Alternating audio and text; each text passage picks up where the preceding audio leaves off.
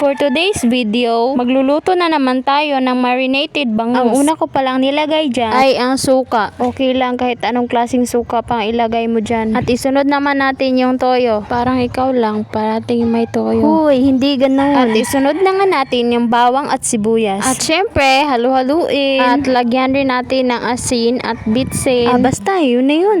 Halu-haluin. Ilagay na natin yung bangus. At after 1 hour, ibaliktad naman natin para malasang malasa ang ating bangus. At kung nagmamadali naman kayo, pwede nyo namang baliktarin kaagad. Nakalimutan ko palang sabihin na nilagyan ko nga pala yan ng kalamansi. After 1 hour, i-fried na natin ang ating bangus. At after natin ma-fried, ready to serve na ang ating marinated bangus. At yun lang, bye-bye! Don't forget to subscribe my YouTube channel and follow my Facebook page for more mini vlogs. Bye-bye!